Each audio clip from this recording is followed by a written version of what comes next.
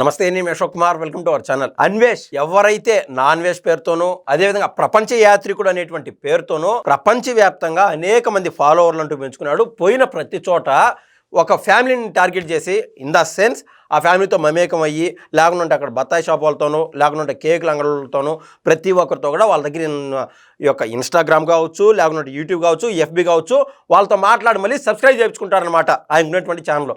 ఆ రకాన అదేవిధంగా ఆయన ఇచ్చినటువంటి కంటెంట్ల మూలన ప్రపంచవ్యాప్తంగా ఒక క్రేజ్ అంటూ సంపాదించుకొని వ్యాలిడ్ కంటెంట్ ఇస్తున్నాడు కదా అని చెప్పి అనేక మంది ఫాలోవర్లు అంటూ పెంచుకున్నాడు. అక్కడ దాకా బాగానే ఉన్నది. అయితే అంత సక్సెస్ రావడానికి మెయిన్ కారణం మూలం ఏంటంటే, చిన్నప్పటి నుంచి అంతో ఇంత కష్టపడుతూ వచ్చి ఏదో కొన్ని రోజులు కూలి పనులు కూడా పోయినాడంట. తర్వాత వాళ్ళమ్మ బంగారు ఏదో తాకట్టు పెట్టి 60,000 రూపాయలు హస్తగతం చేసుకొని దాన్ని పెట్టుబడిగా పెట్టుకొని ప్రపంచం పైకి మళ్ళాడు. ప్రతి దేశానికి పోయి అక్కడ ఉన్నటువంటి వింతల విశేషాలు చూపించుకుంటా నెమ్మదిగా ఫాలోవర్లు పెంచుకుంటా పోయినాడు. అక్కడ దాకా ఆయన ప్రస్థానం బాగానే ఉన్నది.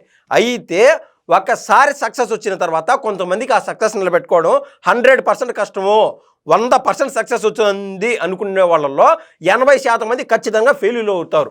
ఎందుకంటే అప్పటిదాకా సక్సెస్ అనేది ఎట్లా ఉంటుంది, ఏ విధంగా ఉంటుంది అని తెలియని వాళ్ళు ఒక్కసారిగా అందలం ఎక్కించినప్పుడు కన్ను మిన్ను తెలియకుండా వ్యవహరిస్తూ ఉంటారు.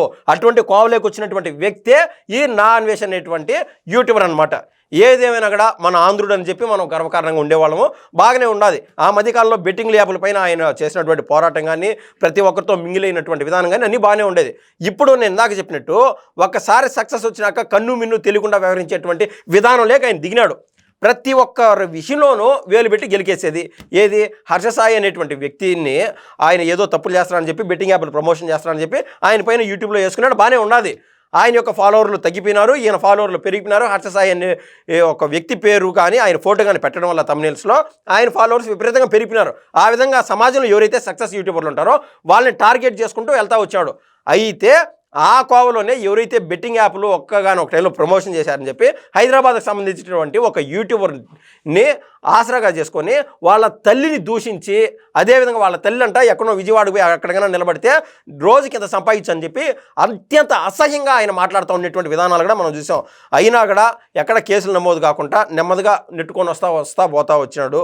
ఇలాంటి ఏదైతే ఆయనకి సంబంధం లేనటువంటి విషయాల్లో ఆయన కెలుక్కుంటూ వచ్చాడో వాటిపైన కొద్దిమేర కేసులు అంటూ రిజిస్టర్ అయినాయి. కానీ ఇక్కడ ఏపీ గవర్నమెంట్ కానీ, తెలంగాణ గవర్నమెంట్ కానీ, సెంట్రల్ గవర్నమెంట్ కానీ ఆయన పైన పూర్తి స్థాయిలో అప్పటి వరకు ఫోకస్ చేయాలా. ఎందుకంటే అటు నాన్ వేష్ కావచ్చు, లేకుంటే కొద్దిమంది యూట్యూబర్ల మధ్య గొడవగానే చూశారు. కాబట్టి ఆ కేసులో అంత సీరియస్నెస్ లేదని చెప్పి అందరూ భావించారు. అయితే ఇదే ఆధునంగా తీసుకొని నాన్ వేష్ అనే అతను పూర్తి స్థాయిలో హిందువుల పైన పడతా మొదలుపెట్టాడు.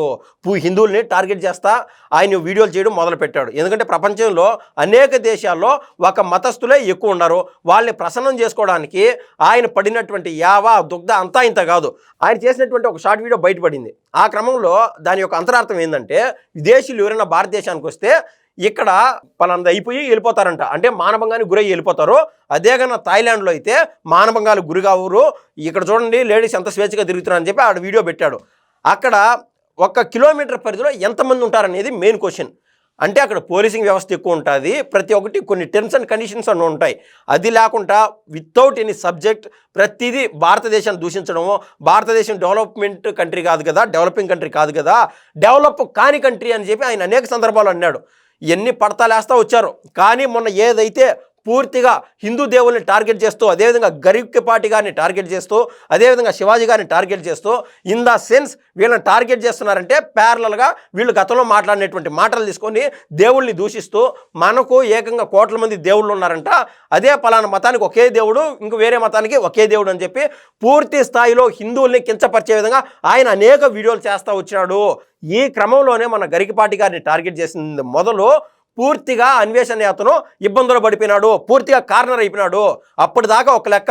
తర్వాత మొన్న ఆయన చేసినటువంటి పూర్తి స్థాయిలో ఒక తప్పేంద్రా అంటే, ఎవరైతే యూట్యూబర్ ఒక అతను ఫేమస్ ఉన్నాడో ఏజుడు అనేటువంటి వ్యక్తి, అతన్ని టార్గెట్ చేస్తూ, అయ్యా నువ్వు పూర్తిగా కాషాయ రంగులు కలుపుకున్నావు, అంటూ ఆయన చేసినటువంటి ఒక వీడియోలో పైన ఒక బత్తాయిని పెట్టి ఆ బత్తాయి రంగు కాషాయం కలర్లో ఉండదని చెప్పి దాన్ని పోల్చుతూ ఇతన్ని బ్లాక్మెయిల్ చేస్తూ అతని కుటుంబాన్ని అదేవిధంగా అతని తమ్ముడిని టార్గెట్ చేస్తూ ఆయన పర్సనల్ అటాక్ దిగినాడు అనమాట.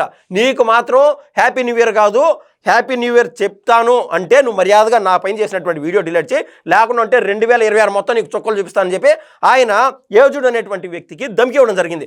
ఈ క్రమంలోనే పూర్తిగా ఆయన మాట్లాడే ప్రతి ఒక్క పదాజాలంలోనూ హిందువుల్ని టార్గెట్ చేస్తూ హిందూ దేవతా దేవీ మూర్తుల్ని టార్గెట్ చేయడం మొదలుపెట్టాడు.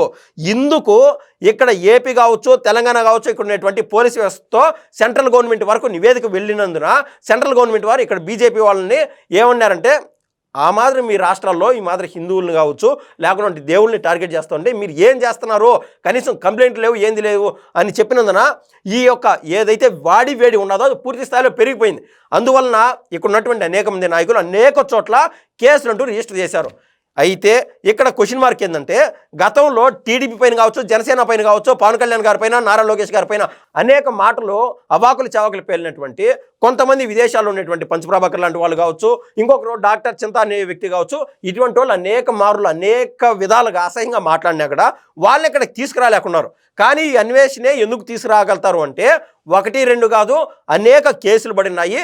దాంతోపాటు ఇక్కడున్నటువంటి పోలీస్ వ్యవస్థ పూర్తి స్థాయిలో ఇన్స్టాగ్రామ్లో ఆయన రీల్స్ పెడుతున్నందున ఇన్స్టాగ్రామ్ కంపెనీ వాళ్ళకి వీళ్ళు మెయిల్ పెట్టడం జరిగింది. ఏమని, అతను అన్వేష్ అనే అతను ఏ దేశంలో ఉన్నాడు, ఎక్కడి నుంచి ఆయన మొబైల్ యూజ్ చేస్తున్నాడు, ఆయన వాడుతున్నటువంటి మొబైల్ నెంబర్ ఏది, మాకు పూర్తి స్థాయిలో డీటెయిల్స్ కావాలా అని చెప్పి ఇది ప్రైమరీ అనమాట. దీని తర్వాత వాళ్ళు కన్నా డీటెయిల్స్ ఇచ్చిన తర్వాత ఆటోమేటిక్గా ఆ దేశానికి సంబంధించినటువంటి ఎంబసీతోనూ ఆ దేశానికి సంబంధించినటువంటి హోంశాఖతోనూ వీళ్ళు మాట్లాడి ఖచ్చితంగా నా అన్వేషణ అనేటువంటి వ్యక్తిని మా పరిధిలోకి రావాల్సిందే, అరెస్ట్ కావాల్సిందే అని చెప్పి ఆయన కానీ ఇక్కడ తీసుకొస్తే దేశద్రోహం కేసు కూడా ఆయన పైన పడేటువంటి అవకాశం కన్ఫామ్గా ఉందని చెప్పి మనం అయితే స్పష్టంగా చెప్పచ్చు. ఈ మొత్తం వ్యవహారం వల్ల ఎవరైనా సాటి మనుషులు అర్థం చేసుకోవాల్సింది ఏంటంటే, ఎంత సక్సెస్ వచ్చినా కూడా ఒదిగి ఉండడం నేర్చుకోవాలా. మనం ఎదగడానికి పక్కనుండి తొక్కియడాలు, పక్కనుండి క్యారెక్టర్ అసాసినేట్ చేయడాలు ఇలా చేయకూడదు. ఈ రోజున రవి అనేటువంటి ఎవరైతే యూట్యూబర్ ట్రావెలర్ ఉన్నారో దాదాపు 190 దేశాలు తిరిగినాడంట. ఆ వ్యక్తి యూట్యూబ్లో నాన్ వెజ్ పైన విపరీతంగా మాట్లాడుతూ వస్తున్నాడు. ఎందుకంటే for every action there is an opposite and equal reaction ఉంటుంది. ఒక చర్యకి ఖచ్చితంగా ప్రతి చర్య అనేది ఆటోమేటిక్గా ఉంటుంది. గతంలో ఈ ట్రావెలర్ ఎవరైతే ఉన్నారో రవి అనేటువంటి ట్రావెలరు అతన్ని టార్గెట్ చేస్తూ అతని సతీమణిని వదిన అని పిలుస్తూ తర్వాత కాలంలో ఈ కుటుంబాన్ని ఆయన హెరాస్మెంట్ చేసినటువంటి విధానము పబ్లిక్గా సోషల్ మీడియాలో ఈ కుటుంబం అయితే మర్చిపోదు కదా, ఆ బాధ అంతా ఈరోజు చూపిస్తూనే ఉన్నారు.